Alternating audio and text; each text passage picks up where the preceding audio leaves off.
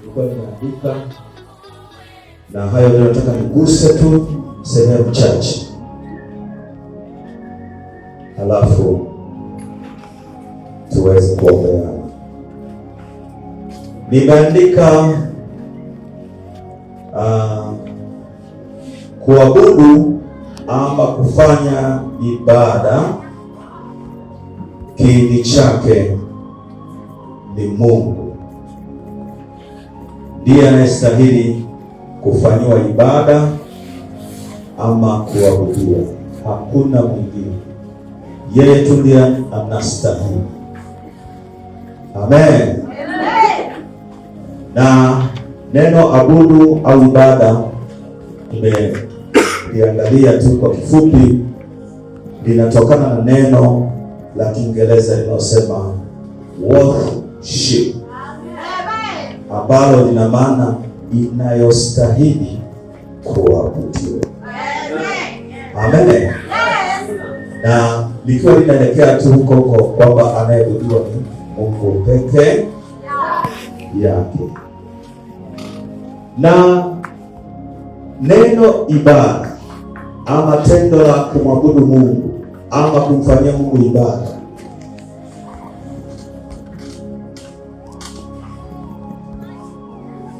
limeanza tangu mwanadamu Mungu. Mtu wa kwanza kabisa kumfanyia Mungu ibada alikuwa ni baba yetu Adam. Wanadamu wote wameumbiwa nafasi ya ibada kwenye mioyo. Unajua sisi wanadamu wote, sisi ni watu wa roho. Sio, unafahamu? Sisi ni watu wa roho. Asili yetu ni watu wa roho. Pamoja na kwamba tuko mwilini, lakini kuna wakati tunatakiwa tutulie, tuingie katika ulimwengu mwingine, ulimwengu wa kumwabudu Bwana, maana sisi ni watu wa roho. Amen. Mtu akisema kwamba mimi nimemuona mchungaji Ndaki, anakuwa na ukweli kwa sehemu kidogo sana, lakini ukweli mchungaji Ndaki huwezi kumuona, maana niko ndani. Yeye kusema huyu ni Pastor Peter Ndaki, ndio unasema unazungumza habari ya mwili huu nilionao, lakini mimi niko ndani na hautaniona. Utakuwa unaona tu mwili, basi unaishia tu hapo. Na unasema nimemwona fulani. Unakuwa na ukweli kidogo sana, lakini kwa kweli huwezi kumuona fulani. Amen. Unasema nimemwona Solomon, ndio utakuwa na ukweli kidogo sana. Solomon yuko ndani na yuko kwenye form ya roho. Sisi ni wa roho. Amina. Amen. Kama Mungu wetu alivyo wa roho, na sisi tuko hivyo. Amen. Na kwa maana pamoja na kuwa katika sehemu ya mwili, lakini tunatakiwa tuwe pia katika sehemu ya roho. Biblia inasema, nazungumza naposema habari ya kumwabudu Mungu, tunamwabudu Mungu katika hali ya roho, sio ya mwili. Amina. Na baba yetu Adamu aliyeumbwa mara ya kwanza alikuwa na wakati wa kutulia na kuwa na wakati wa kumwabudu Mungu, kuwa na wakati wa kukutana na nani? Na Mungu. Biblia inasema yeye ndiye alikuwa mtu wa kwanza kumwabudu Mungu, na kisha baadaye aliletewa mke Eva, wakaanza kuabudu wawili, na kisha baadaye wakapata watoto wao, wakaanza kuabudu kama familia. Na hiyo imeendelea sana hata wakati wa Seth ambaye aliinuliwa na Mungu baada ya kizazi cha Adamu, naye alianza mwenyewe kumwabudu Mungu. na kisha watoto wake. Na tunaweza tukaona hata Nuhu. Nuhu naye alimwabudu Mungu, alimfanyia Mungu ibada mwenyewe na familia yake. Amen. Na baadaye Ibrahim naye alimwabudu Mungu na mke wake, akamfanyia Mungu ibada. Baadaye alikuja kupata watoto wakaendelea. Na baadaye sasa ndipo taifa la Israeli kwa pamoja, na baadaye kanisa la Mungu tunakutana, tunafanya ibada. Mungu asifiwe sana. Lakini naomba niwakumbushe, asili ya kumwabudu Mungu si ya wengi, ni ya mtu binafsi na Mungu. Amen. Hiyo usisahau. Asili ya kumwabudu Mungu wa kweli ilianza na mtu binafsi ambaye aliitwa Adamu. Adamu peke yake alikuwa akimaliza kazi yake, anajua kuna wakati anaenda kutulia kumfanyia Mungu ibada, kupita uwepo wa Bwana, kuketi mbele za Bwana, maana kuna furaha ya kutosha. Alikuwa akifanya mwenyewe, anaenda kupalilia bustani, anaenda kusafisha bustani, anaenda kutengeneza ile bustani, halafu baadaye anaenda kutulia mbele za Mungu. Na wakati huo Adamu alikuwa akifanya ibada hiyo. Jioni Biblia inaeleza Mungu alikuwa akishuka, anaketi pamoja naye, anamwabudu, anamsalimia, anaminua, anamheshimu, anasema maneno aliyokuwa anasema, anaimba mbele zake mwenyewe peke yake. Mungu atusaidie. Jamani, mnaanza kuelewa ninachozungumza? Asili ya kumwabudu Mungu ilifanywa na mtu binafsi. Usitegemee watu wanaokuzunguka, ni wewe mwenyewe kujiunganisha na Mungu. Ukiwa nyumbani, ukiwa mahali ambapo unataka, popote pale unapokuwa. Maana watu walianza kumwabudu Mungu peke yao, si kama ambavyo sasa kuna shida. Kuna watu wamejisahau. Unategemea ibada ya pamoja ya kuja kama tulipoketi namna hii, wanasahau kwamba wanatakiwa wao wenyewe, wao binafsi, kuketi mbele za Mungu kwenye chumba chako, kwenye eneo lako, uandae muda wako wa kutulia na kumwambia Mungu maneno mazuri, kusema naye, kumwimbia, kuinua, kumwambia heshima yake, na kumwambia wewe ni Mungu wangu peke yako, hasina Mungu mwingine. Kuna wakati wa namna unatakiwa uwe na wakati na majira ya namna hiyo, wewe kama wewe, si ya kutegemea mimi namwabudu Mungu siku ya Jumapili. Nikosea.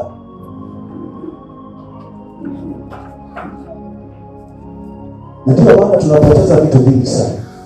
Ninasema tukimwabudu Mungu kuna faida. Nimeandaa hapa, kuna faida kama 10. Kitendo cha wewe kutenga muda mwenyewe, kukaa na Bwana, kutulia, kukumbuka mambo mazuri unataka kumwambia Bwana aliyokufanyia, kuna faida nyingi sana. Sasa pengine kuna watu wanaandika, mimi nataja kidogo. Kwanza, kumwabudu Mungu ama kumfanyia ibada, faida ya kwanza ni kuwa pamoja na yeye.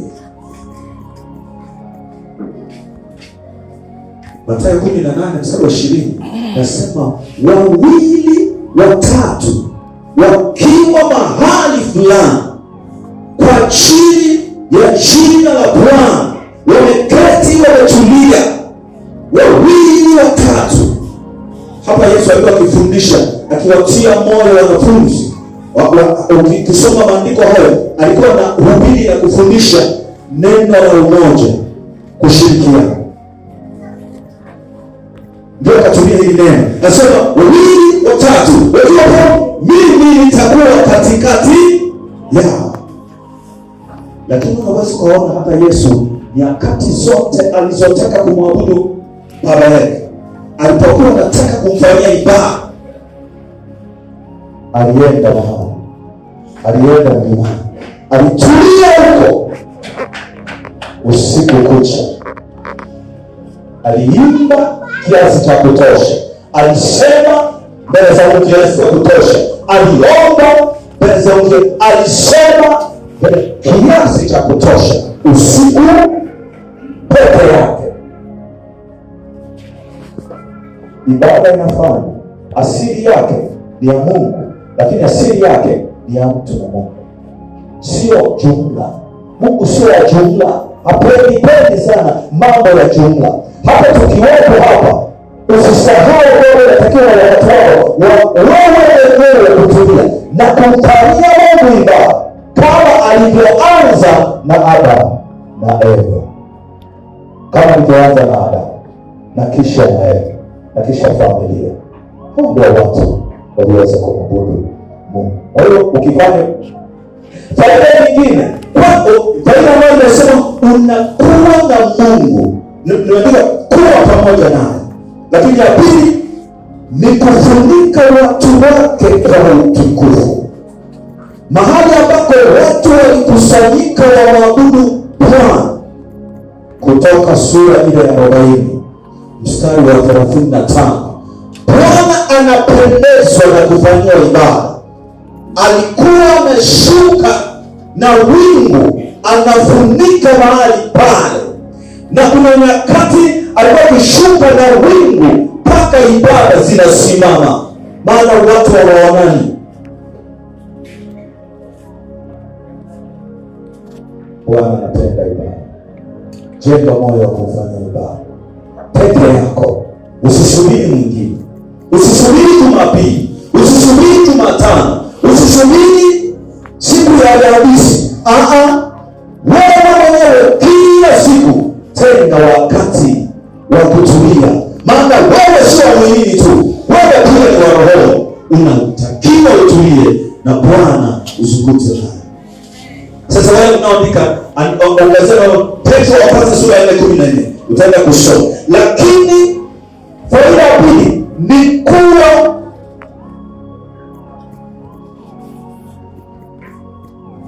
Mungu anawapa baraka watu wake, baraka ya amani. Mtu anayemwabudu Mungu, ukimwabudu Mungu hata kama uko katikati ya huzuni, katikati ya kuchoka, katikati ya misukosuko, ukipata muda wa kumwabudu Mungu, umwinue yeye, anamwaga amani, anamwaga furaha kwenye moyo wako. Wewe mwenyewe unashangaa, hii furaha imetoka wapi? Hii amani imetoka wapi? Mbona sikuwa nayo? Ni kwa sababu Mungu anapenda ibada. Ukifanya ibada, yeye anafanya anachoweza kufanya katika maisha yako. Ezekieli 34 mstari wa 26. 34 mstari wa 26. Lakini pia ukichenda moyo kufanya Mungu ibada, yeye anakuja kujibu maombi unayoomba kwa moyo wa dhati. Yeye atashuka na atakuja kwa kujibu.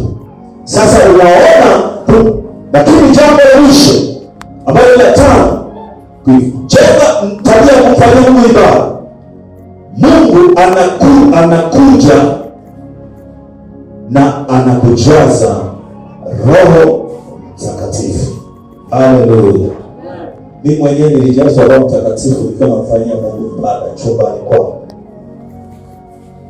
na mwabudu tu Mungu, nampa heshima yake, na niishie tu hapo, maana kuna mambo mengi ambayo tunaweza tukazungumza. Sasa nataka nizungumze kitu kimoja. Faida zingine tutaziangalia huko. Hizi sasa tumezipitia. Nisikilize vizuri. Hata hivyo Mungu anapotaka kumjia mtu kupitia ibada unayoifanya, yeye huwa anaangalia moyo, anaangalia moyo wako. Amen. Anaangalia moyo. Kuna kipindi fulani Samueli wa kwenye Biblia hii alienda kutafuta mfalme kwa familia ya Yese. Watoto walikuwa 7 si 8. Sisi wanadamu tuna tabia ya kuangalia nje, lakini Mungu ana tabia ya kuangalia ndani, maana yeye ni wa roho na sisi ni wa roho. Kwa hiyo haangalii nje, anaangalia ndani. Haleluya, haleluya. Yale majamaa alikuwa akisimama, yale watoto wa Yese, Samueli anaridhika, anasema yamkini huyu hakosi kuwa huyu ndiye mfalme, atakuwa mfalme. Jamaa limesimama, mtoto la Yese liko vizuri. Mengine kwa manene, yalikuwa jamaa 7, mengine kwa manene, mengine mafupi, mengine amepanda, mengine rangi nzuri, mengine na sura nzuri, mengine anaweza kuongea vizuri. Anasema yamkini huyu ndiye anahitajika. Mpaka Mungu akamwambia Samueli, mimi sio kama wewe, mimi ni wa roho, mimi naangaliaga roho, wewe unaangalia mwilini. Hawa hapana, nimewakataa. Mpaka wakaisha sana. Ndipo Samueli anauliza, mzee, una watoto hawa? Anatoa jibu, kuna kengine kaliko sahaulika, kako kameenda kuchuma. Ambia hatuwezi kukaa mpaka leo. Kwa tuma haraka bwana. Akaja. Mungu akamwambia, nimeangalia roho, huyu ndiye. Mungu asifiwe sana. Haleluya, haleluya. Kwa hiyo swala la kumwabudu linalenga sana roho. Fanya maandalizi mazuri ya roho yako ukitaka kumwona Mungu kwenye ibada zako. Na Daudi alikuwa ni mtu ambaye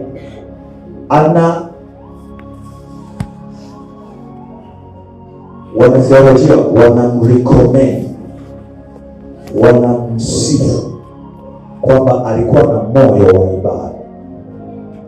Kuna watu kwenye Biblia walishakuwa na moyo wa ibada.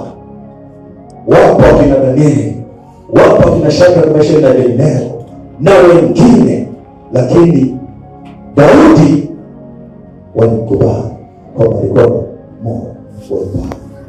Mambo tuna mawili nazungumza mambo. Jambo la kwanza, alijifunza kuwa mnyenyekevu siku zote.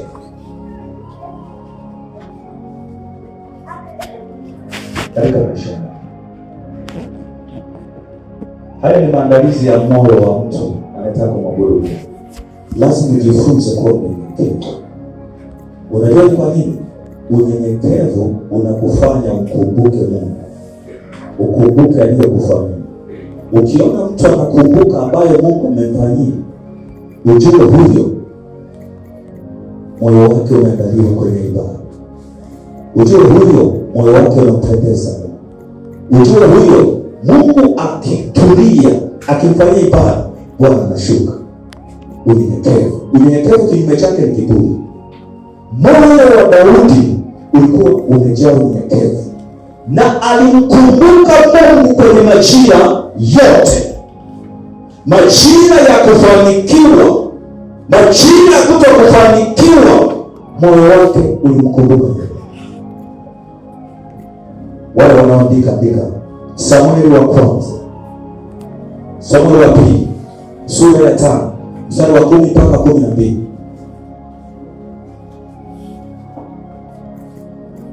Hapa kwenye hili stari, Daudi alitawala maeneo mawili. Eneo la kwanza alitawala kule kwao huko Israeli, panaitwa Yuda. Alitawala miaka 7. Lakini baadaye alikuja kuitawala Israeli yote miaka 40. Sasa tunaposema yote, maana yake ni yale mataifa makabila mengine 10. Wakati anatawala nyakati hizo, ulikuwa ni wakati wa mafanikio makubwa sana. Ulikuwa ni wakati wa kuinuliwa sana. Mungu atasaidia. Haleluya. Lakini ukisoma kwenye hii mistari, Daudi alisema bila shaka Mungu amefanya yote kwa ajili. Haleluya. Mungu wa unyenyekevu, hakuna mahali alisahau. Kila alipofanikiwa, Samueli wa pili sura ya 7 mstari wa 1 mpaka 2, kila alipofanikiwa hapa Daudi amefanikiwa kiasi kikubwa mpaka na wafalme jirani wanakuja kumwabudu. Kuna mfalme mmoja wa Tiro alikuja kumjengea nyumba kasiri, nyumba nzuri. Daudi wakati alikuwa amefanikiwa, lakini unaona moyo wake Daudi anasema ni Bwana amefanya haya, ni Mungu amefanya haya. Haleluya. Na wakati huu ndipo aliposema, Mungu, mimi siwezi kuendelea kukaa kwenye nyumba nzuri iliyojengwa kwa mielezi, halafu sanduku lako liko kwenye mapazia. Daudi akasema, sitapanda kwenye kitanda changu mpaka Bwana nimjengea nyumba. Haleluya. Huu ni moyo mnyenyekevu, ni moyo uliotengenezwa. Na ukiwa na moyo wa namna hiyo, ukiwa unafanya ibada, tegemea Bwana anashuka pale. Na ikiwezekana, weka hata na kalamu na karatasi yako au daftari, maana lazima Bwana atashuka. Maana moyo unatafuta moyo unyenyekevu wa kukumbuka mambo ambayo Bwana anafanya. Kuna watu wengine wamejaa uchungu, hawajawahi kuona kitu alichofanya Mungu. Kuna wimbo hapa nimesikia nzuri, umenibariki. Wiko kutoka wapi isema? Ani wapo anasema nakushukuru Mungu hata kuwepo hapa. Sina kosea maneno. Napatia kidogo. Amina. Ni shukrani kwa Bwana. Kutambua alichokufanyia Bwana. Kama utambui alichokufanyia, wewe hapo ulipo kuna mambo mengi ambayo hauwezi kuandika, mengi aliyokufanyia Bwana. Pamoja na kwamba aliyokufanyia hitaji unalofikiria. Sasa Daudi alikuwa mwepesi wa kutambua na kunena maneno ya namna hiyo. Moyo wake ulikuwa umejaa shukrani kila wakati, akimkumbuka Bwana katika moyo. Jambo la pili ambalo la mwisho, jifunze kupatikana kwenye huduma ama ibada. Kwenye matukio ya huduma, jifunze kupatikana. Mtu anayepatikana kwenye matukio, kwenye matukio ya ibada, moyo wake umemuliwa. Lazima Bwana afanye kitu, na moyo huo alikuwa nao Daudi. Sasa hatuwezi, nataka niishie tu katika hiyo. Mungu alisema hebu tusome mstari mmoja, Matendo ya Mitume 13 mstari wa 22. Soma tu hapo, na nitakuwa nibakia kusoma mstari mwingine. Matendo ya Mitume sura ile ya 13 na ule mstari wa 22. Biblia inasema, na alipokwisha kumwondoa huyo, akamwinua Daudi awe mfalme wao, ambaye alishuhudiwa akisema, nimemwona Daudi mwana wa Yese, mtu anayempendeza moyo wangu, atakayefanya mapenzi yangu yote. Moyo wake ulikuwa umeandaliwa kwa ajili ya kufanya mapenzi yake yote, sio nusu. Na alikuwa ni mtu anayepatikana kwenye huduma. Hebu soma kwenye Zaburi ya 55:17. Zaburi 55:17. Zaburi ya 55:17. Biblia inasema hivi: jioni, asubuhi na adhuhuri nitalalama na kuugua, naye ataisikia sauti yangu. Mfalme Daudi, pamoja na kwamba alikuwa na majukumu ya kifalme, unajua majukumu ya kifalme, lakini alikuwa anaomba mbele za Mungu mara ngapi? Mara 3, asubuhi, mchana na jioni. Hivyo ni kiwango alivyokuwa nacho. Wewe unaombaga Mungu jioni tu au asubuhi au, lakini unaona sasa kuna maandiko mengine yanazungumza usiku. Fanya Mungu. Na sasa jambo la mwisho pia, Zaburi 119. 119 mstari wa 164 inasema, mara 7 kila siku na msifu kwa sababu ya hukumu za haki yako. Hivyo unaelewa vizuri. Alikuwa anafanyaje? Mara 7 na msifu Mungu.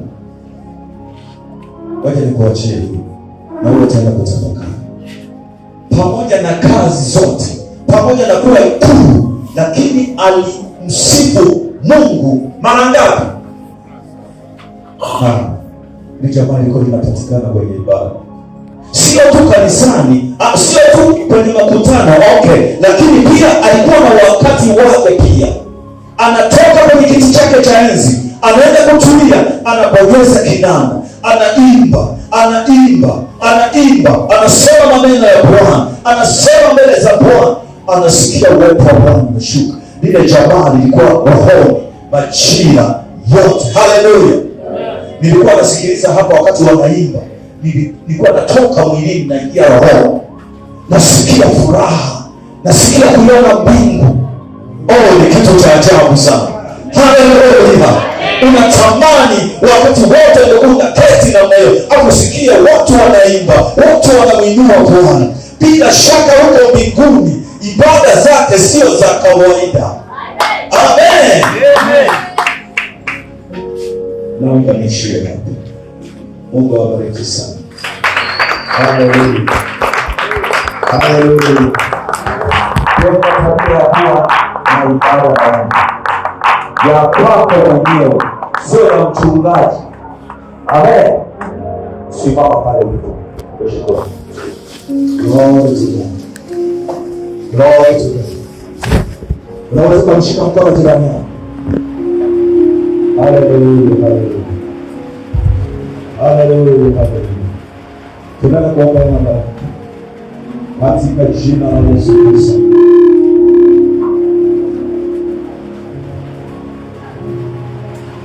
Haleluya. Kwa jina la Yesu Kristo. Haleluya. Baba, katika jina la Yesu, nakushukuru Mungu wa mbinguni. Jina lako libarikiwe na litukuzwe. Asante kwa ajili ya siku ya leo.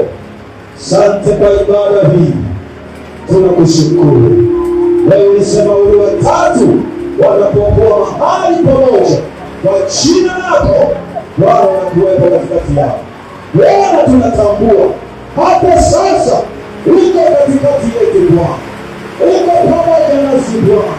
Kwa jina la Yesu Kristo. Naomba baraka juu ya vijana hawa na watoto hawa, uliwapa mti mzuri wa kupiga hapa Bwana, wa kuimbie, wa kufanya ibada, wa kutukuza wewe, wa kuinua wewe, kwa jina la Yesu. Bwana, achia baraka juu yao, usiwapungukie Bwana, maana ninajua kwa macho yako kama Mungu unaona watumishi wako, unaona kuna wachungaji, unaona kuna wainjilisti, unaona kuna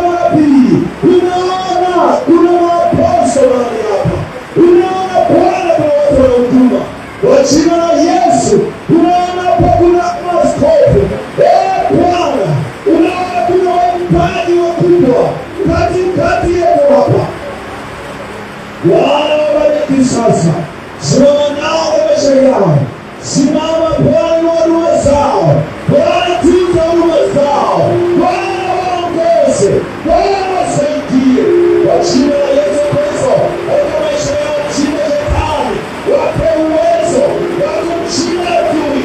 Kwa jina la Yesu Kristo. Mafuta Bwana ya ushindi yawe juu yao. Wape kusimama imara katika maisha yao.